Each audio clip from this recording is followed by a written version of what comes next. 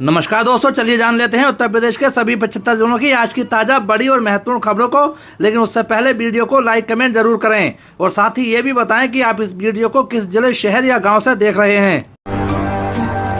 अपर्णा यादव का विधानसभा पर प्रदर्शन, सपा कांग्रेस का झंडा जलाया। अखिलेश बोले 12 महिलाओं को तो भेजती भाजपा।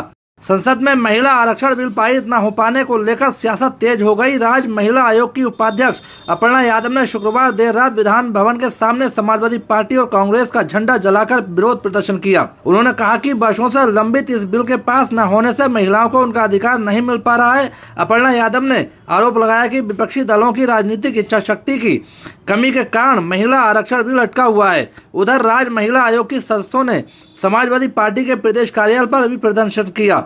महिला आयोग की ओर से इस मामले में शनिवार को बड़ा प्रदर्शन करने की बात कही गई। अखिलेश बोले प्रदर्शन के लिए कम से कम 12 महिलाओं को तो भेजती भाजपा। सपा अध्यक्ष अखिलेश यादव ने सपा मुख्यालय पर प्रदर्शन को लेकर कहा कि भाजपा वाले लगभग 12 करोड़ महिलाओं वाले उत्तर प्रदेश में प्रदर्शन करने के लिए कम से कम 12 महिलाओं को तो भेजते। उप मुख्यमंत्री ब्रजेश पाठक बोले आधी आबादी को उनका वाजिब हक नहीं मिला। उप मुख्यमंत्री ब्रजेश पाठक ने बताया कि आज़ादी के बाद से आधी आबादी को उनका वाजिब हक नहीं मिला। महिला आरक्षण की पहल का पूरा देश सराहना कर रहा है। अब इस विधेयक के विरोधियों को इसका खामियाजा भुगतना होगा।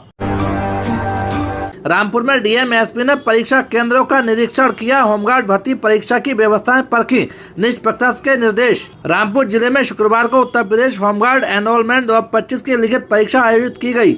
इस दौरान जिलाधिकारी, डीएम और पुलिस अधीक्षक एसपी ने विभिन्न परीक्षा केंद्रों का निरीक्षण कर व्यवस्थाओं का जायजा लिया। अधिकारियों ने परीक्षा केंद्रों पर सुरक्षा व्यवस्था, अभ्यर्थियों की चेकिंग प्रक्रिया, बैठने की व्यवस्था, पेयजल और शौचालय जैसी मूलभूत सुविधाओं का अवलोकन किया।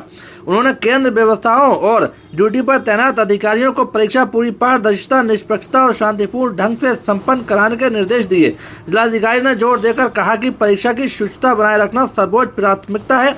उन्होंने चेतावनी दी कि किसी भी प्रकार की लापरवाही या अनियमितता बर्दाश्त नहीं की जाएगी। उन्होंने ये भी सुनिश्चित करने के निर्देश दिए कि अभ्यर्थियों को कोई असुविधा न हो और सभी प्रक्रियाएं समय पर पूरी की जाएं।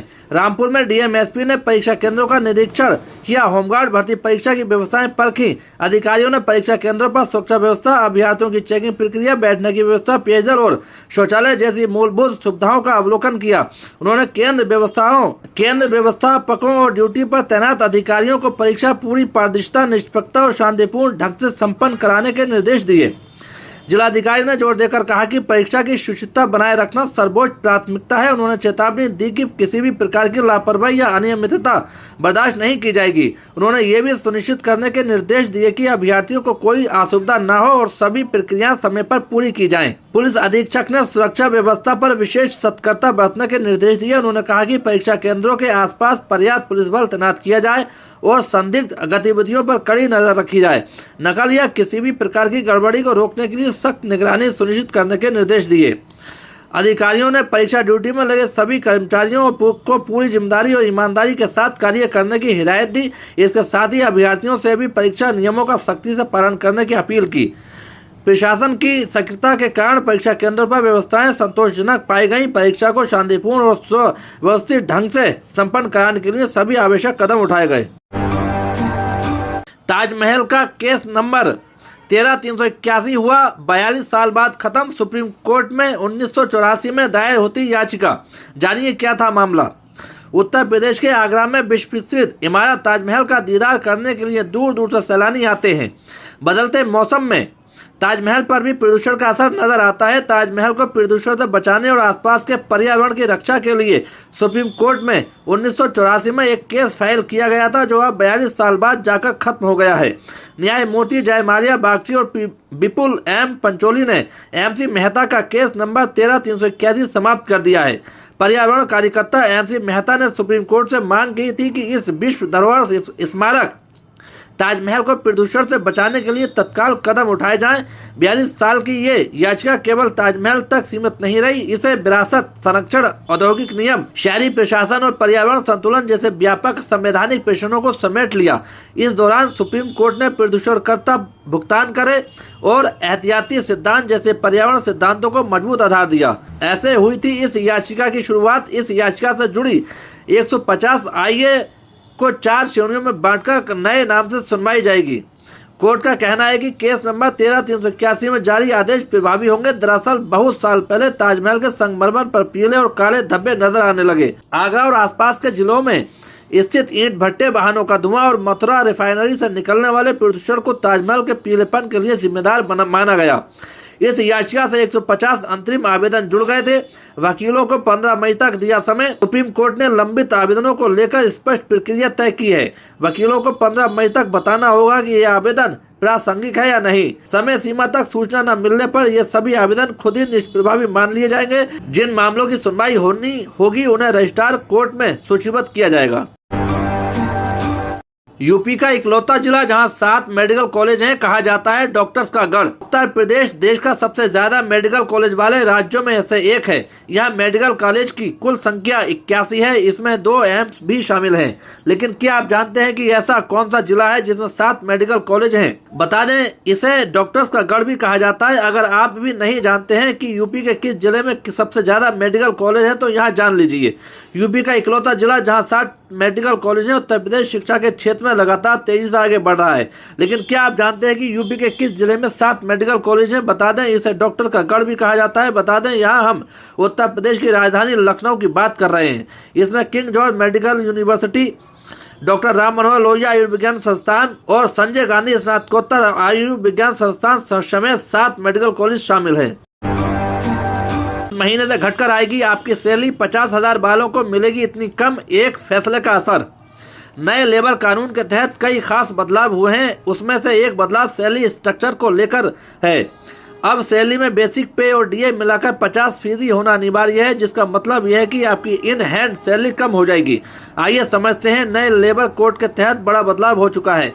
1 अप्रैल से केंद्र सरकार ने प्राइवेट सेक्टर में काम करने वाले कर्मचारियों के लिए इस नियम को सरल बना दिया है।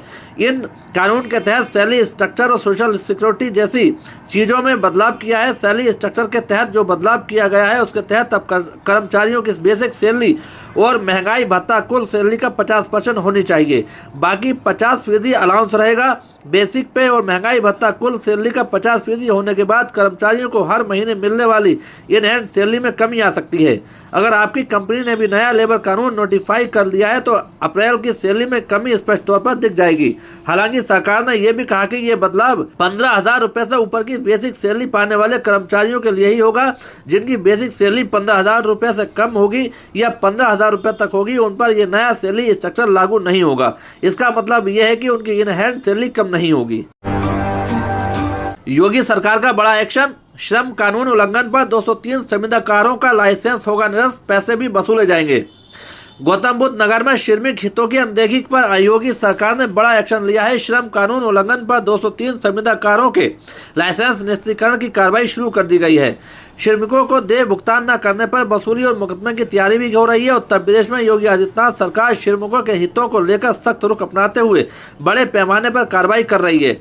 इसी क्रम में गौतम बुद्ध नगर में श्रम कानून का उल्लंघन करने वाले 24 कारखानों से जुड़े 203 संविदाकारों के लाइसेंस नष्ट करने, धनराशि की वसूली करने और संबंधित एजेंसियों को ब्लैकलिस्ट करने की प्रक्रिया शुरू कर दी गई है। अपर श्रमायुक्त गौतम बुद्ध नगर राकेश द्विवेदी के अनुसार जिन संविदाकारों के श्रमिकों द्वारा हालिया आंदोलन में तोड़फोड़ की घटनाएं सामने आई हैं, उनमें कई संविदाकारों की भूमिका संदिग्ध पाई गई है। साथ ही जिन संविदाकारों ने श्रम कानून का पालन नहीं करते हुए श्रमिकों को उनके देय हितों लाभों से वंचित रखा, उनके विरुद्ध 1,86,05,067 रुपए की पेनाल्टी का नोटिस जारी किया गया है, जिसे श्रमिकों को भुगतान करने के निर्देश दिए गए हैं। उन्होंने बताया कि शेष संविदाकारों की भी पहचान की जा रही है और उनके विरुद्ध भी कठोर कार्रवाई की जाएगी। सरकार की मंशा स्पष्ट है कि श्रमिकों के अधिकारों के साथ किसी भी प्रकार की लापरवाही या अनदेखी बर्दाश्त नहीं की जाएगी। 2 करोड़ से ज्यादा वोटर कम होने से अलर्ट हुई सपा और बीजेपी। मीटिंग में फाइनल वोटर लिस्ट की कॉपीज बांटी गयी। 2 करोड़ से ज्यादा वोटर कम होने से सपा और बीजेपी अलर्ट हो गई है। 2 करोड़ से ज्यादा वोटर कम होने से सपा और बीजेपी अलर्ट हो गई है। आज इसको लेकर दोनों पार्टियों ने अपने अपने ऑफिस में मीटिंग भी की है।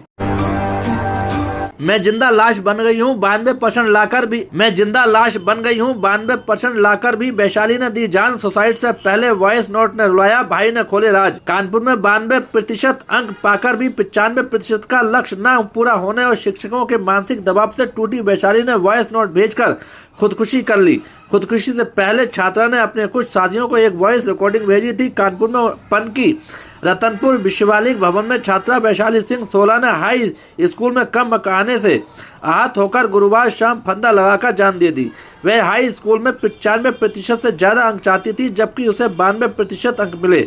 बुधवार को परिणाम घोषित होने के बाद से वे मायूस थी। फंदा लगाने से पहले छात्रा ने अपने कुछ साथियों को मोबाइल पर वॉइस रिकॉर्डिंग भेजी थी। इसमें उसने जीने की इच्छा खत्म होने व उस पर खर्च किए जाने वाले रुपए बर्बाद होने की आशंका का जिक्र किया है। पुलिस ने जांच के लिए छात्रा का मोबाइल फोन जब्त कर लिया। शव को पोस्टमार्टम के लिए भेज दिया है। कुछ साल पहले पढ़ाई छोड़ चुका प्रिंस वैशाली अरमापुर स्थित केंद्रीय विद्यालय में सीबीएसई बोर्ड से 10वीं की छात्रा थी। परिवार में मां काजल 19 वर्षीय, भाई प्रिंस है प्राइवेट कर्मी। पिता वीरेंद्र सिंह की 2 साल पहले मौत हो चुकी है। काजल पी रोड स्थित एक मॉल में काम करती है।